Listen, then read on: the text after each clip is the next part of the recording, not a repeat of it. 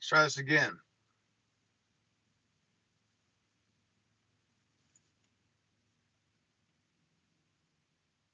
It's kind of weird. My feed just died right then. Let's see here.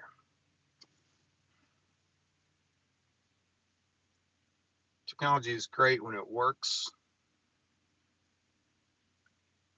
All right, I can now my image is back. I think, yeah. So I wanted to just I haven't put up a video. I haven't done an update in a while. So I thought I want to talk about a couple things that are upcoming relative to the channel. I got to give an update to. I'll give an update on my dad. I've had a lot of people asking, and I appreciate that. I know a lot of people have SoCal. I know a lot of people have been keeping him in their prayers, and I appreciate that. So I'll get that out of the way. So it's kind of a long story. I'll give the short version. About a week and a half or so ago, middle of the night, mom calls. You never want that phone call when it says mom or dad, right? Or sibling. So he had had a cardiac arrest. He'd had a couple heart surgeries, right? The week or two before that. Went home, had some issues, back at the hospital. And as my mom called, literally you hear the little, like you do on TV, you hear the little flat line thing in the background. And that was, my mom was calmly scared, right? If that makes sense. She was calmly scared. Then all you hear all the nurses rushing in, and literally like 10 minutes later, my dad was on the phone, although, couldn't really understand him. I couldn't get a flight out. Well, I could get a flight out the next morning, which was like 7 hours later. And that didn't get me until like middle of the afternoon. And so I just said, screw it. I couldn't wait around for 7 hours in that type of a situation. So I just grabbed a couple of things, threw them in the suitcase, and drove. I want to say thank you to the Highway Patrol, the New Mexico Highway Patrol. As I came into New Mexico, I had my cruise set at 105. I was going up over a hill. He got me at 101. And when he came, obviously I was pretty emotional. He came up and I gave him my stuff. And I said, look, no, I don't know how to say this, not to be a jerk. I'm in a hurry. I think every minute kind of counts, and I'm going to Oklahoma City, which is a long ways away. I know you got to give me a ticket if you don't mind doing it quickly. And he looked at me, and he came back literally 3 or 4 minutes later and gave me, so I got to knock it down to 91. Otherwise I got to give you a ticket or whatever.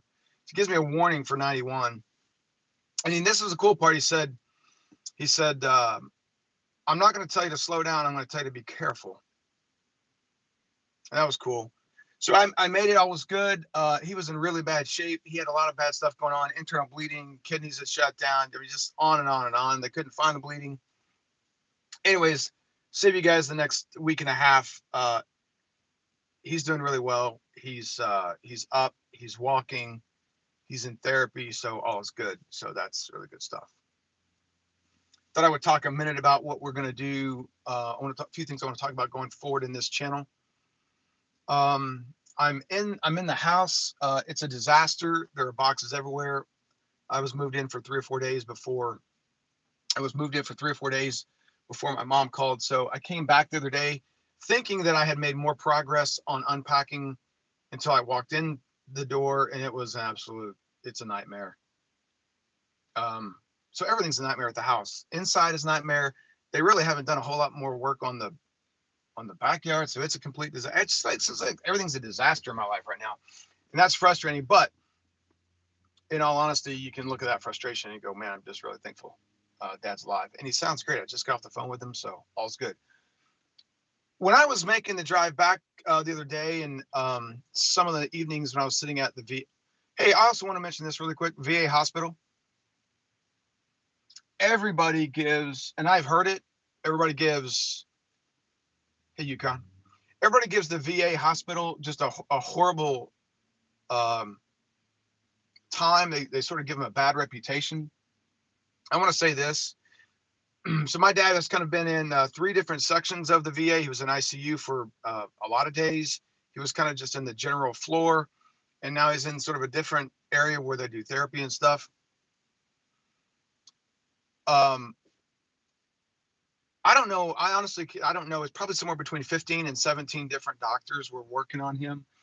We had the kidney specialist, the head of all kidney stuff at the hospital, and his team. Um, they had GI doctors. There was 3 or 4 of them and their team. They had the heart surgeons and their team. Uh, they had the head of ICU and 4, 5, 6 doctors and his team. It was really incredible to see the level of care that they were providing to the veterans. It was astounding to me. Um, if I had to guess, I couldn't even begin to guess the amount of money that it would cost me or someone not a veteran for the surgeries and the care that he has received from the amount of people. So hats off to the VA. They have done an astounding job. One little issue with one particular nurse, we sort of talked through that. Everybody else has been amazing. Even my dad is blown away at the service um, and the care that he's getting. So let's talk a little bit about numbers and stuff. John Hill says VA has been awesome to his dad. Similar situation as to my dad. If they can't see you immediately medically, let me try this again. If they can't see you in medically necessary time, they bring in outside doctors. Yeah, I do know that as well. That, like I said, they were just incredible. The level of professionalism from the doctors as well as the nurses and some of the specialists were just off the charts. I will say this, incredibly sad. So my mom was there, my sister was there, her husband, I was there. And the doctors and the nurses were talking about a little shocked how many people were in the room coming in and out. They had mentioned how many other of the patients, there's just not any family there. And I was like, that was a little surprising. And so as I started walking around, even in the ICU, there were, I don't know, 8 or 10 or 12 rooms, whatever it was. You get to the other floor where there are hundreds of rooms. I bet you I didn't see 2 or 3 different rooms that had families in them. The rest of these poor people, there was nobody there. You talk about a sad situation. That was sort of heart wrenching. But overall, VA, I mean, just amazing. I mean, absolutely amazing. So now back to some of the numbers and stuff. So I was looking at some posts on some of these other sites the other night, and it was kind of an interesting question, I thought, because you kind of get it a lot. And the question was, hey, what really matters? Is it the rate that matters for the load? Is it your cost per mile? Is it the rate you're being paid per mile? What really matters? And the original poster said and there was a few others that said all that matters really here is that you're getting everything from the broker. That's all that matters. And I don't believe that's the case, really. You know, I've been a part of, I've dealt with venture capitalists, VCs as they're known. Whenever you get VC money, that's usually a pretty bad deal unless it's like early funding. If you are a startup, that's a little bit different. If you're someone looking for cash, as your company has been around, that's a very different way that you have to engage venture capitalists. Nevertheless, there's a term called burn rate. Burn rate is essentially the amount of cash that you are burning while not yet being cash flow positive. So what does that mean? Let me just kind of mention this really quick. Let's just talk about just sort of some basic kind of really simple financial terms. I think some guys maybe misinterpret a little bit. So revenue, that's the amount of money that I turn. So whatever, $5 for this coffee, right? So if I pay Starbucks $5 for this coffee, that's $5 in revenue. if their cost is $2.50, I need Shadow Wolf in here. Last time I had this conversation, I did a pencil analogy, and it probably wasn't a good one. He's still struggling with the pencil analogy. So revenue, if this costs $5 for me to buy as the consumer, that's $5 of revenue that Starbucks gets. If it costs them $2.50 to make this coffee, that's their cost. So $2.50 in cost, $5 in revenue, which means they've made $2.50 in profit. That's simple. So the other question was, guys, we're talking about cost per hour and cost per mile and that sort of thing. In our business, typically in the long haul, things typically aren't looked at in cost per hour or for time, although we need to factor in time, but typically you want to break it down to cost per mile. So these guys were talking about what really matters is that the rate, and all that matters is you get the most that you can. You get everything from the broker. Well, you're not going to get everything from the broker, right? Otherwise, that broker's not going to be in business. So it's up to you. It's really important that you know your cost, right? You got to know, because if you get everything from the broker, this is kind of the question I asked, is if you get everything from the broker, what you perceive to be everything, and everything is, in this case for a run, if you get $2 a mile and your cost to run your truck is $2.20, then you're burning cash. You're losing 20 cents a mile. Little Viking Coach, welcome, buddy. Jeffrey Like says to factor loads. Woody says never use a factoring company. What does the trucking exec say? It's a good question. Hey man, so I was in the office, or we were at dinner the other night in Harrisonville, and somebody mentioned you did a video on me. I have not seen it. I will watch it today. What do I say about factoring? Look, the best situation. Here's what factoring means. So the cost of factoring is basically somebody going to loan you money. What that means is you can't operate your business in normal business terms, which is typically net 30. You don't have the cash in the bank to operate your business until you achieve that receivable. And so what that means is you're going to take that note meaning, that Raycon, that invoice, and you're going to sell that, if you will, to a factoring company. They're typically going to charge you 2 or 3%.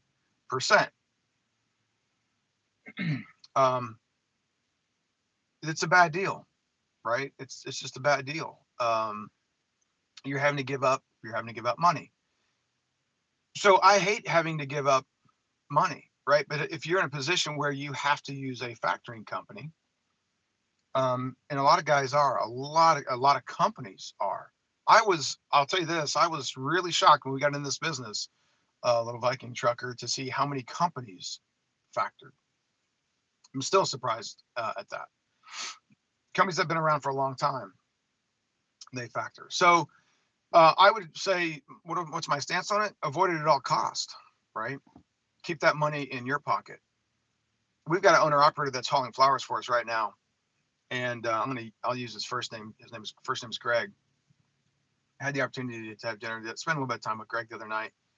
Really good guy, runs really hard, runs his business, I think, pretty darn well, and he doesn't use a factoring company. So I think that's a really good thing if you want to focus on how to put 3% of the revenue back into your pocket. That's a really good thing. So just big round numbers, right? You're giving up, if you're just doing $200,000 a year, and if you're factoring at 3%, that's $6,000 of money that could be in your pocket. Again, they charge those off of the total bill, right? So if you're making whatever, $3,000 on a load, they're going to hit you for 3% of that. That adds up to a lot of money over the year really quickly. I am parked. If he stops right there, stop. Perfect. I'm at this huge vacant parking lot. I feel like I'm at a truck stop. Like nobody is here, and now this van pulls up right next to me. It's kind of weird. So factoring, avoid at all costs. It's a true cost of doing business, but that's just money that you're giving away. It's sort of like I was at our yard the other day. I got some pictures of a couple of trailer tires. Clearly, this is ridiculous. I wish you guys could see, there's like 10 acres of just dirt parking lot. And now this car's going to park next to me and that guy. I just want to be around no people. Yeah, it is. It is trucking MBH, another Starbucks. So if you can avoid factoring, do it. I'm always surprised when I'm at a truck stop to see the gap between the back of a cab and the trailer. That comes at a cost of fuel. What I was saying is I was at a yard, was looking at some trailer tires, and it looked like these trailer tires, there's 4 of these tires that look like the surface of the moon. Craters everywhere. I've got some pictures that actually show it moderately well. And that just comes from not having checked the inside tires, as was the case on most of these, the air pressure. And so, we're gonna have to replace 4 tires, 4, because driver just wasn't checking, air pressure consistently. That comes at a really big cost. It really does. They don't want me to be alone, Gary. I'm at this little lake of a thing. There's these pretty waterfalls things, and now I got people around. I don't know what it is. So if you can manage your cost in that way, that would be a good thing. When these guys start looking at the rate per hour, and then this gentleman said, look, rate or cost per mile, I don't even factor that. Doesn't matter. William, that was, no, it's not. So it was not one of our YouTube truckers. No. But the other thing, honestly, is we have a lot of different drivers dragging a lot of different trailers. So it's sort of that. I mean, it could be anybody, but bottom line is, checking those air pressures matter a lot. Let me jump into really briefly. Actually, somebody remind me. Now my ADD is going all over the place. I want to talk about lease on or lease op stuff in a second, and why I think companies want to move to that model so quickly. And it's not because of what you guys think. So somebody remind me before I do this. I want to go back and touch on this other topic on these Facebook sites. Guys, we're talking about cost per mile doesn't matter to me. I just look at my daily revenue or my hourly revenue, cost per day. And so I asked the gentleman, I said, okay, so you don't know what your cost per day is. I said, what's your cost or your cost per mile? What is your cost per day? No response for a long time. And he said, well, he sort of changed the subject, went to a slightly different route. And that was my point, is if you don't know your cost per mile, you probably don't know what your cost per day is. And I'm talking true cost, right? Really figuring out. I don't know what's going on. Maybe there's a party that's going to be happening here and I don't know about it. Stay tuned. We'll just see what's about to go down here, because all of a sudden people are coming in. That's my point, is if you're not tracking your cost per mile, you're probably not tracking your cost per day. You're probably just guessing, and guessing is really bad in this business. You, however, can get away with guessing in today's rates. If you're factoring in your cost per mile for your truck and trailer, even if it's paid for, that was one of the arguments one of these guys made. Yeah, nobody make a wellness call. I'm good. I'm all good right here.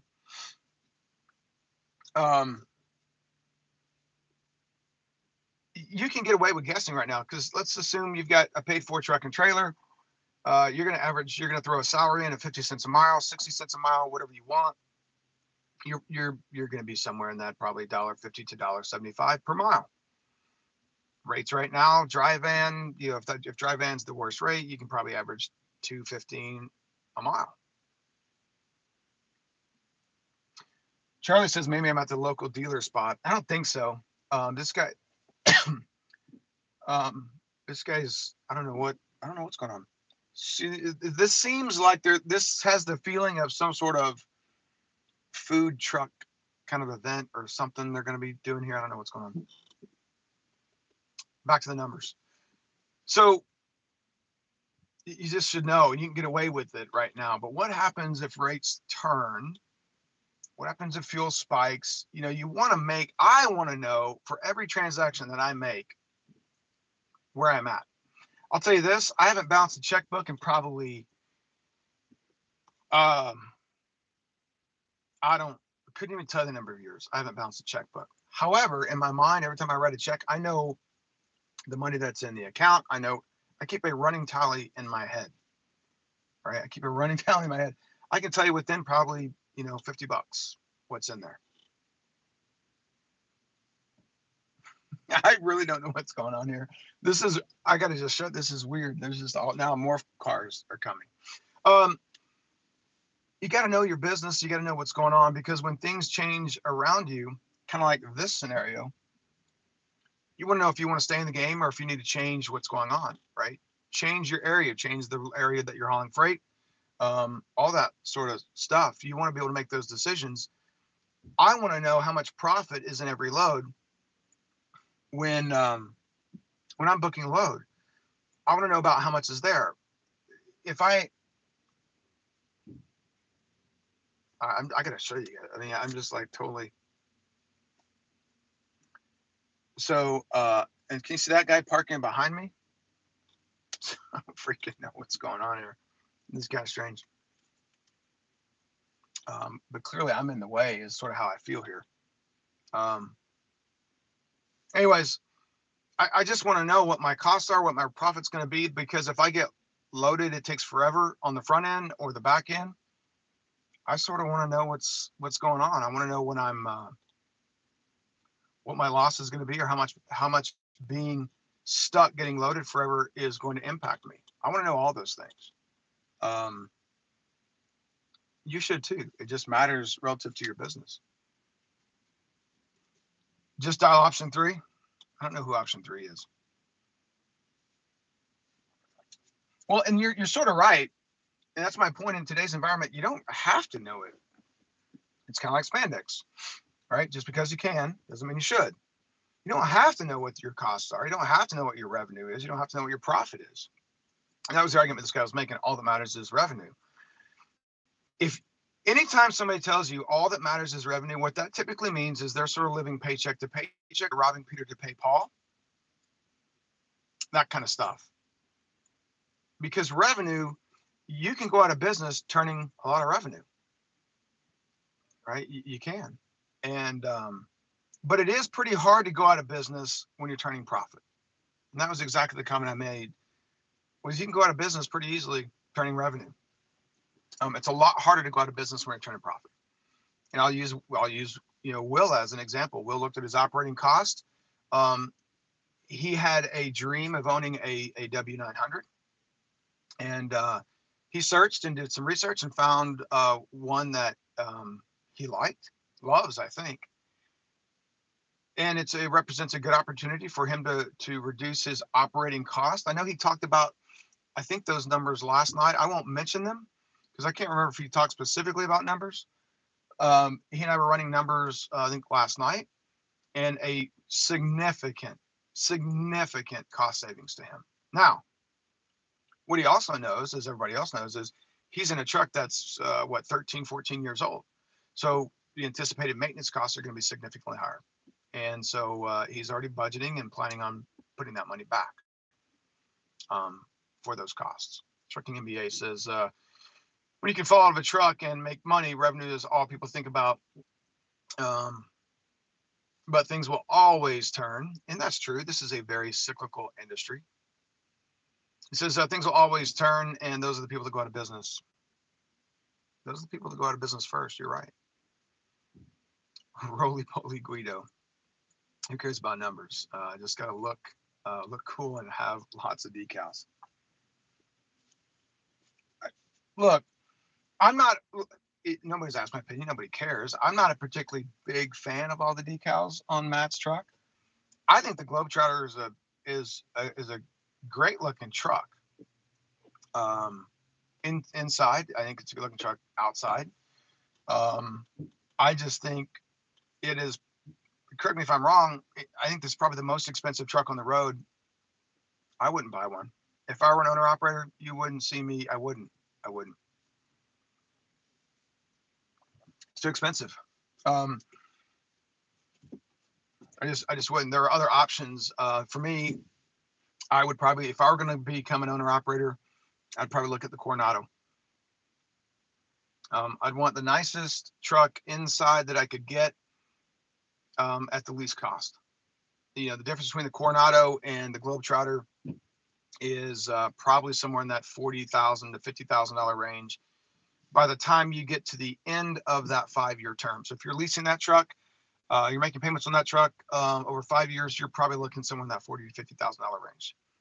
That's $10,000 a year in my pocket. That's $10,000 a year for some bad thing happening. That's $10,000 a year for my kid, who will easily consume every penny of that and then still have his hand out. The Connecticut DMV put 24 new guys on the truck squad. All they check is e-logs. It doesn't surprise me at all. When I went by the scale house the other day in Harrisonville, one of the more brutal scale houses in the country, I saw a guy on his back on a creeper, you know, looking underneath a really old truck that just looked beat to snot.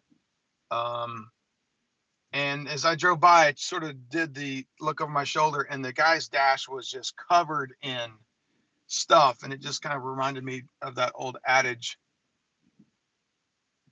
that when it looks like a trash can, they're probably going to, they're going to put you in. So I got exciting news. These people are setting up like the pop-up tents. So maybe we'll just have breakfast here in about 30 minutes. I don't know. Tricker Matthew says, I was thinking about this today. Scott's, how steep are the discounts on buying trucks as a company compared to normal customer buying a semi? So that's a good question. And let's talk about trucks or trailers. So we have trucks that we own. We have trailers that we own. We have trucks that we rent. We have trucks that we have long-term full maintenance leases on.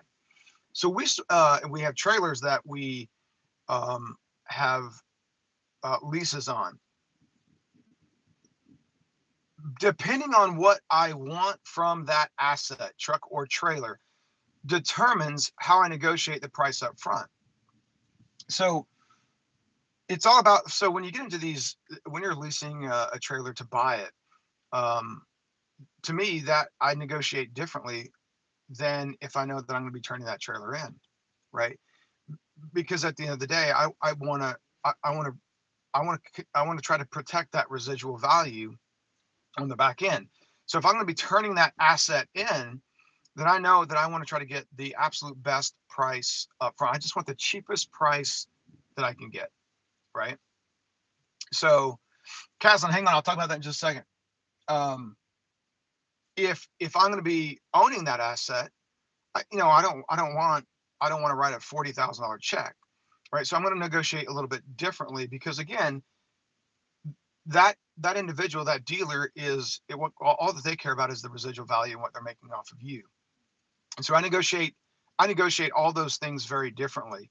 So having said that, yes, I do think that there is a difference with a company buying assets because I get to dangle that carrot. I use, just as you should leverage every ounce of leverage that you have negotiating these deals, but you need to understand how they're coming at this, what their end goal is, and what your end goal is going to be. Okay, so yeah, I get to leverage the fact that I'm going to, hey, I'm going to be purchasing 10 or 20 or whatever units over the next year or two, and so I negotiate a better deal. You understand that? So yeah, I do think that we have, and the other thing is credit worthiness plays a big part of that. So all that stuff kind of matters when you're negotiating a deal. So I do think that. All right, lease owner, I want to talk about it.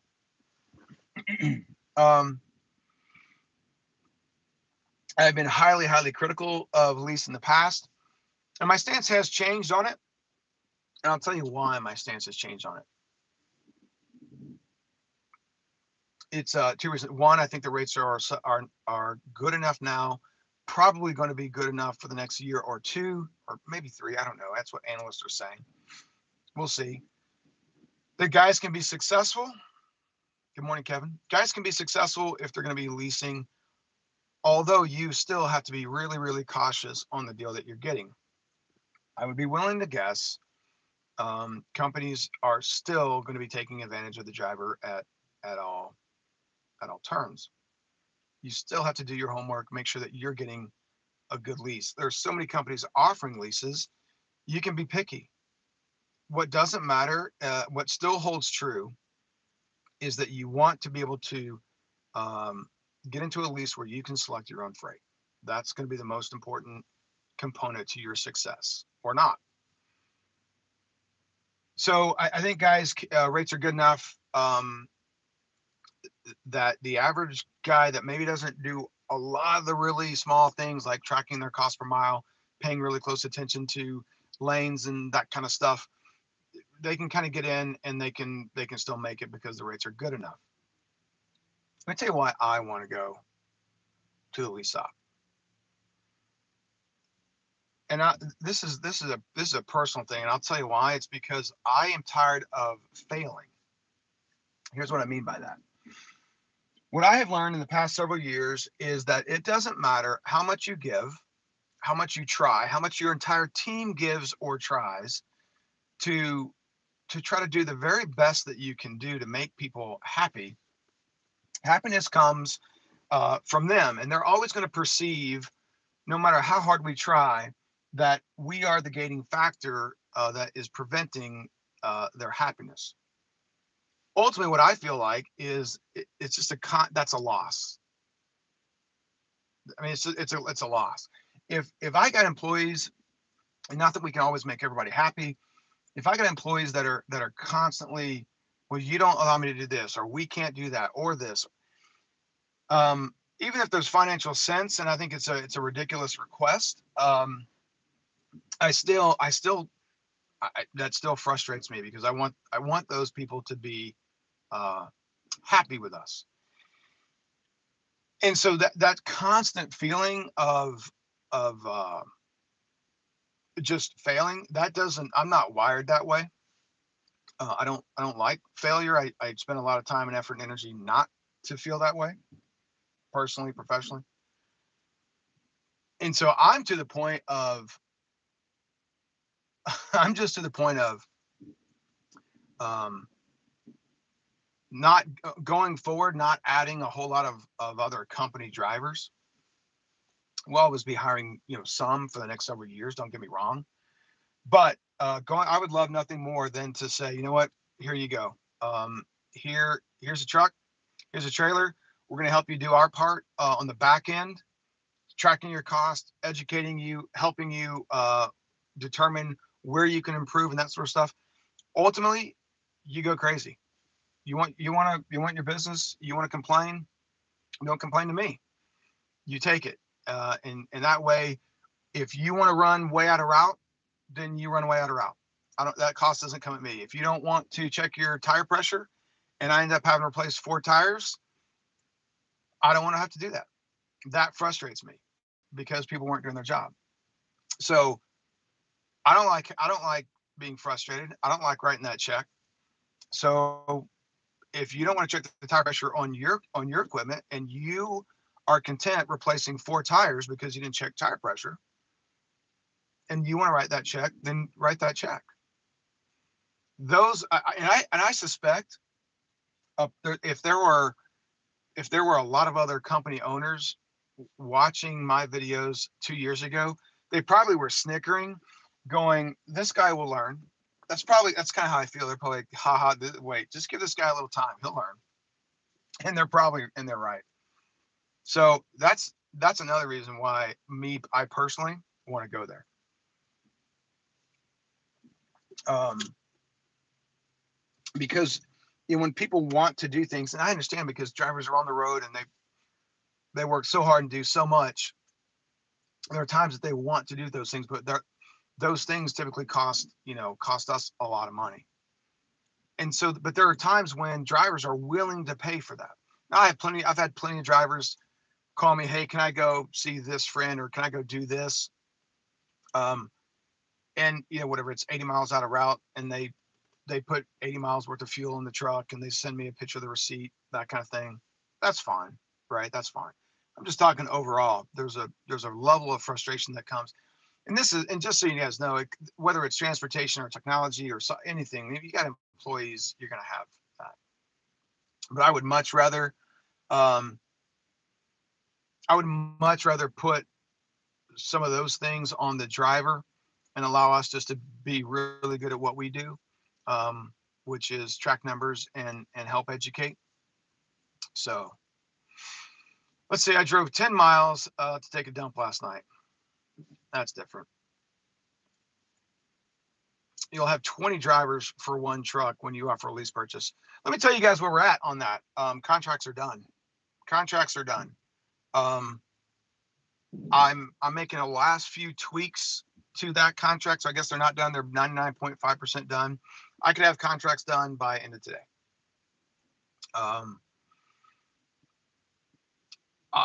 So that's kind of where we're at. I'm not interested. I'll tell you what I'm not interested. I'm not interested in just having, a bunch of anybody come in.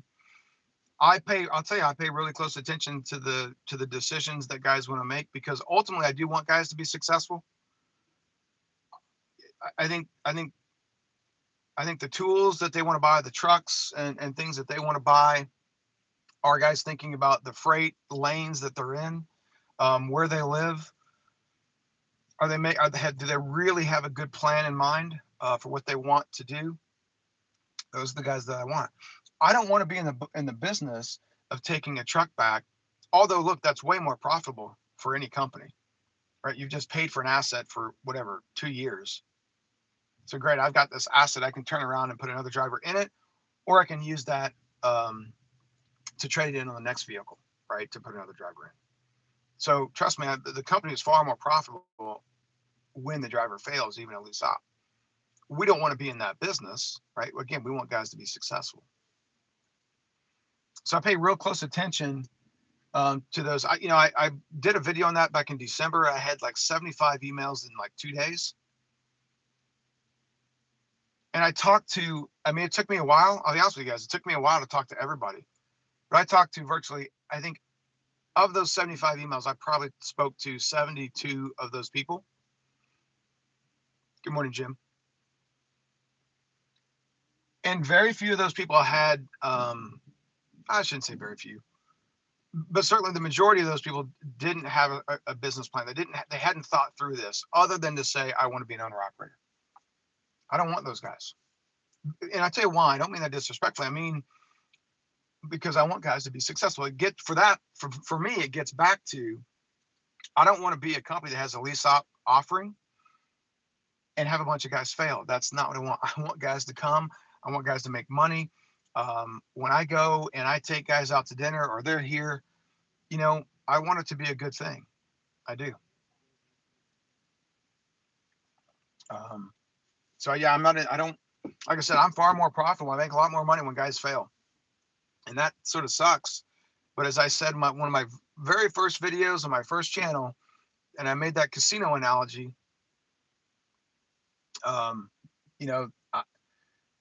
that's just sort of the way that game is played. I mean, it is. Banks they're not in the business of losing money, and trucking companies aren't either.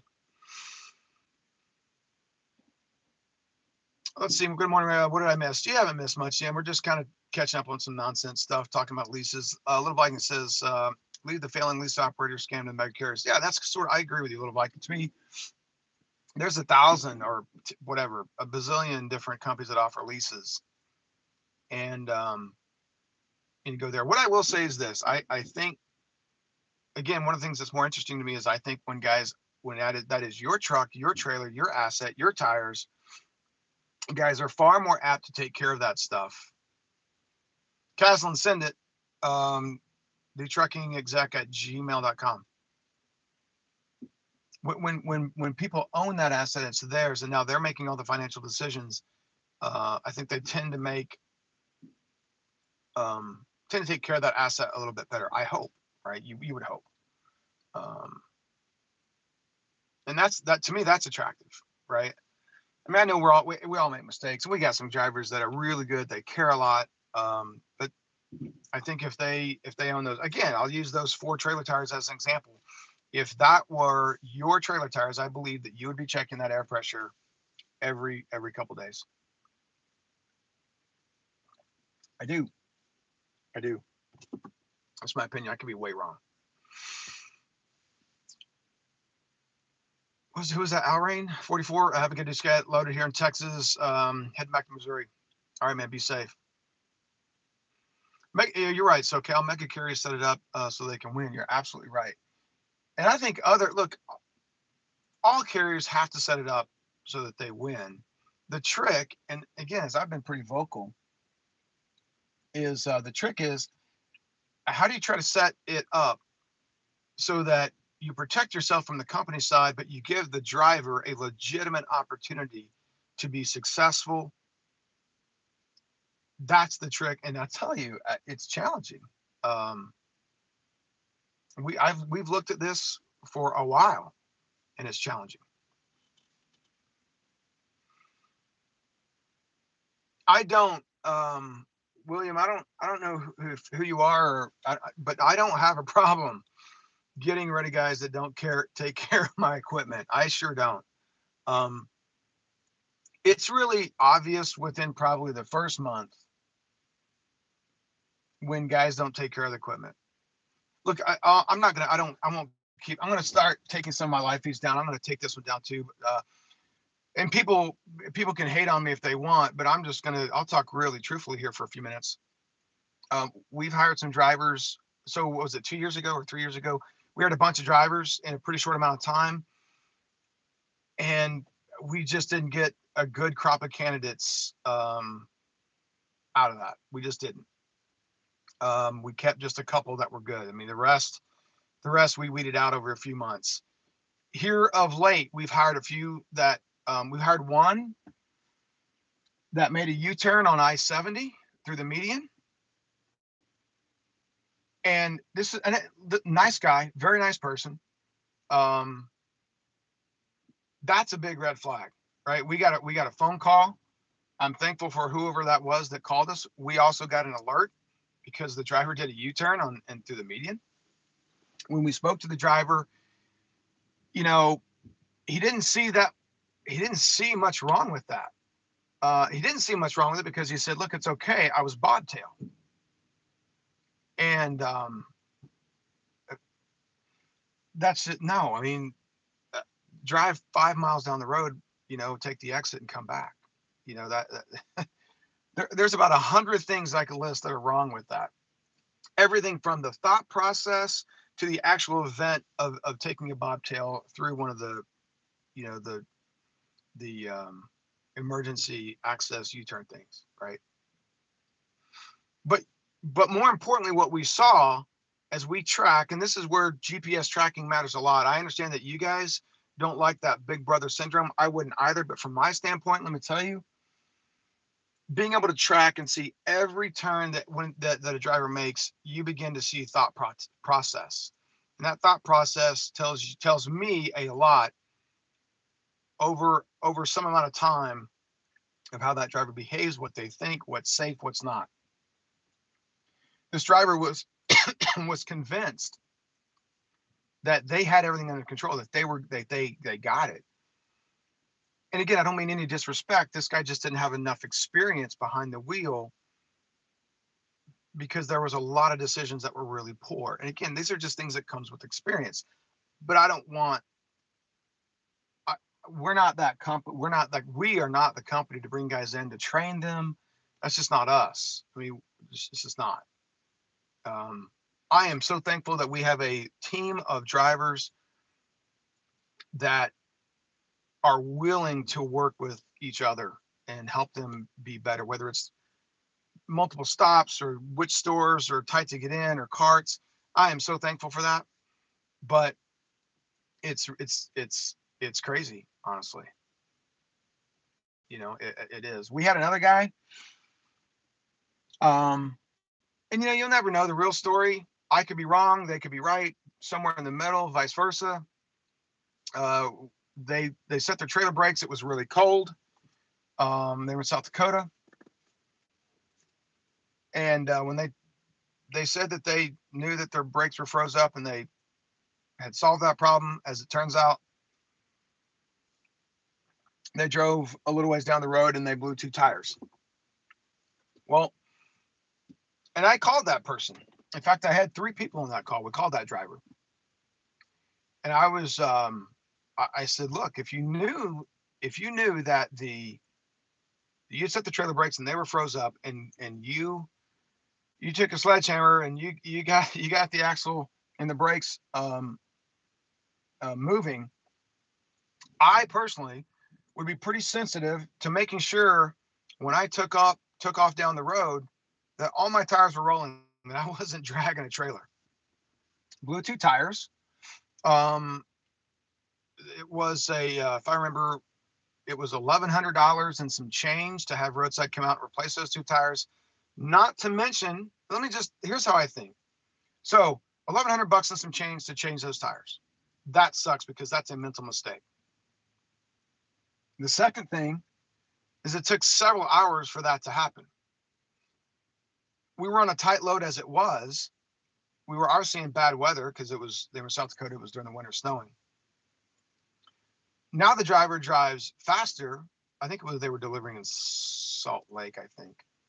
Now they drive the truck much faster, consuming more fuel, costing me more, all because of a mental mistake. And when I questioned the driver about it, I questioned because the information they provided to the transportation manager and the information that they provided to the dispatcher were similar yet different. And so I questioned what was really going on. That driver got upset because I questioned them. I can tell you right now, if you went out and you lost $1,000 or $1,100 at the casino and bills are due tomorrow, mama is probably going to be pretty upset with you, right? If you lost the rent check. Now, he didn't lose the rent check, but still, it's $1,100 plus the fuel consumption plus the loss of time. It just adds up. That guy got all upset. Okay. I mean, the guy quit. The guy quit with no notice. 2 days later, he gets back to the yard and he quit. Leave. I'm okay with that. If you can't handle being questioned when you make an $1,100 mistake plus, I am not the guy to work for. I promise you that. Just as William says he blew 2 tires about 2 years in driving a load of lumber off road. My guy lost his freaking mind. FMCSR states dragging of tires is acceptable and required to free up frozen brakes. Charlie's in here. Charlie made the comment that he raised his hand. He did that a couple years ago. And a little different. Look, Charlie, I'm not going to go into detail on that. Yes, you did that. It was a completely different situation. And it sucks nonetheless, but you can chalk this more recent one up to just really poor decision.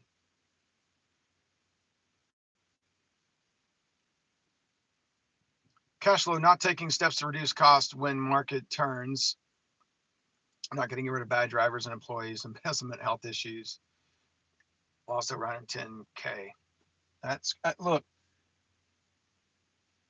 to me, man, if you manage your cost and you know what your profit is, you can make a lot of good money right now. When the market turns, you are in a position to be able to react far quicker than those that are guessing. That's my opinion. Charlie, you did call, and you did own it, and that's a different situation. That's a different situation.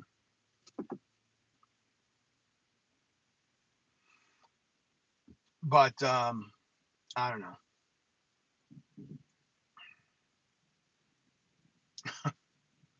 Robert, again, it's more about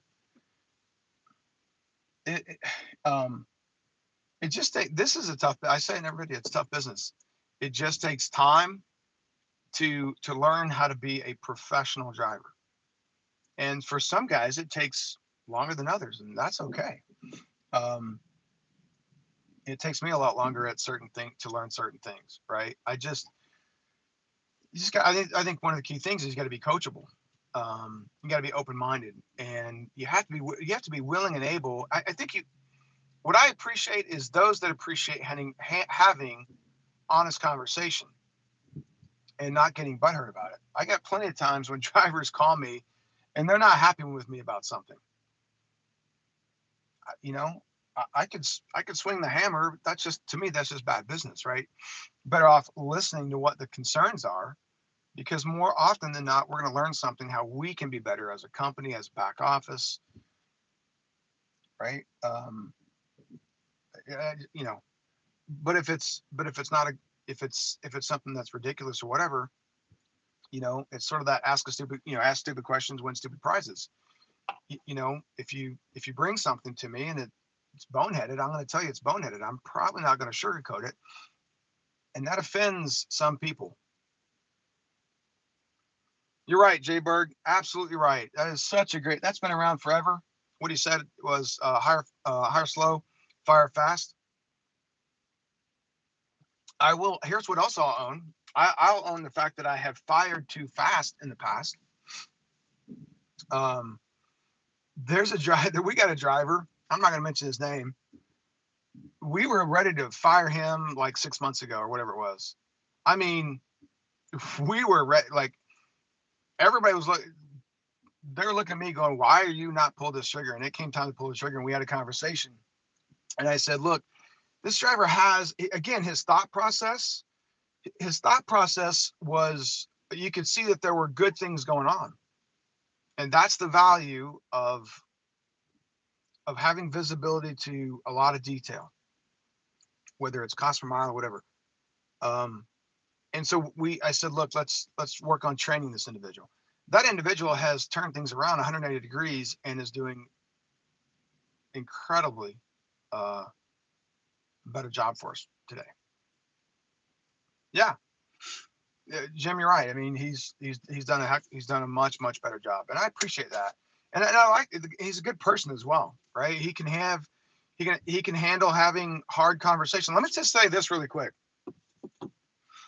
I think it speaks to an individual's character when they are called out, and there are a few people on the phone, and we're having really direct conversation about, if these things don't change, then you know the end is coming, right? Um, and that light at the end of the tunnel is in fact a train. Um, I think it takes someone with a pretty big character to hear that and then make the change and turn things around. And so, hats off to that driver, because I think most people pack it up, ship it in. Uh, in this case, this especially now when so many companies are hiring, this guy could have got his feelings hurt. He could have got pissed off and said, "Screw you, I quit. I'll find a job tomorrow." But he didn't. Right? What he did do was he listened. He said, "I got it. Yep, I see where I've made some mistakes. I'll be better." And damned if he wasn't. And damned if he wasn't a hell of a lot better. So again, hats off to him, because I think most people, it's easier to quit. um,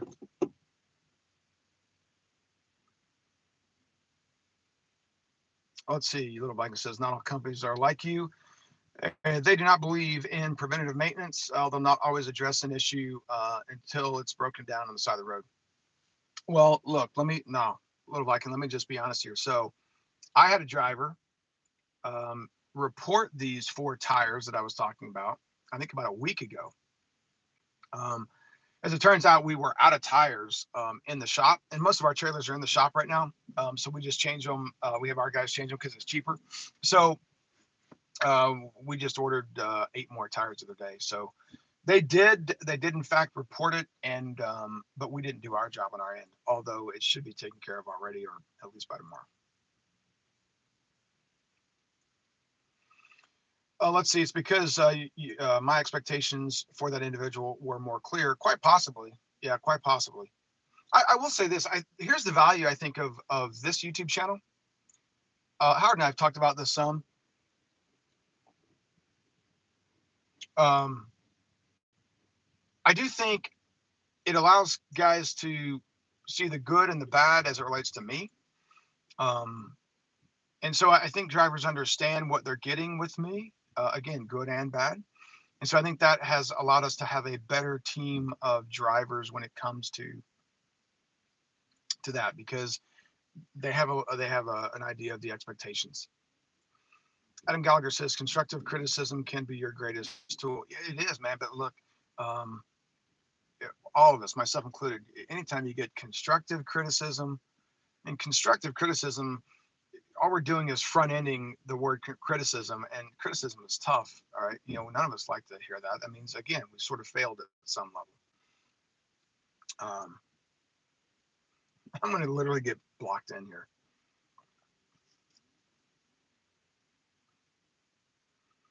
Keith James said, I had a driver drag 8 brand new tires until they blew and tried to sue him for firing him, even though he never hooked air to the trailer in a hurry to get done for the weekend.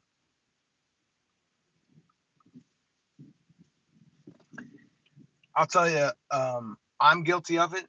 I notice it. I'll tell you when I notice it most is when I'm on the back of a horse. Used to train horses, and we would be on long rides with them. I don't care if you want to take that horse out 10 miles.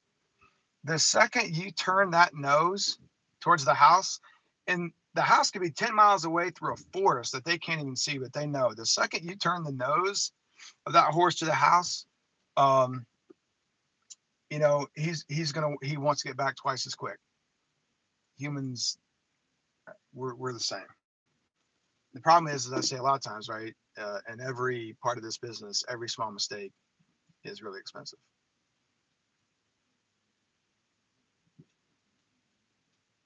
William says he enjoys these chats. He's either driving or sleeping. Well, good. That's it. Done with the Starbucks. I gotta be honest with you guys. I did this live feed largely because I'm trying to procrastinate this just massive nightmare of boxes at the house. I guess at some point we should start wrapping it up. I got a ton of boxes to unpack this weekend, and I'm going to get blocked in here by all these cars. I sort of already am. I thought I would kind of catch up, do a quick update, talk about a few things. I know, no, there's people everywhere. I don't know what's going on. Maybe they do some sort of like little food thing, or I don't know what they're doing. I may ask, but I'll wrap it up. Rank this down. Let's see.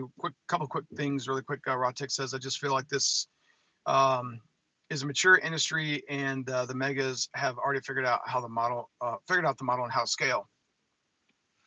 Oh, I'm sure they have. But I guess my question would be, I mean, you look at Swiss financials, and they weren't good. They weren't good at all. So, I mean, anytime you take that approach of, I want to make my money in numbers versus higher profit on each load, I think that's sketchy. Which again, I think is why the lease operator model, the owner operator model, is a good model. You want to drive that truck as few miles as possible. I don't know that's right. I don't know that I want to choose that phrase. You want to take those shorter loads that pay a lot more, right? I don't want to say you want to drive as few miles as possible, because some will take that literally. I don't have a canal hat, Little Viking. William, take care. I don't have a canal hat. I did have a canal hat, right? If you guys remember, I paid. I think I still have that video, maybe. I'm sure that's probably what got my other channel taken down. I'm sure Canal filed a copyright complaint. It's probably why my first channel got taken down, because of the canal hat. So that's it. Let's wrap it up. It's been an hour. You guys stay safe. You guys are making miles. Take care.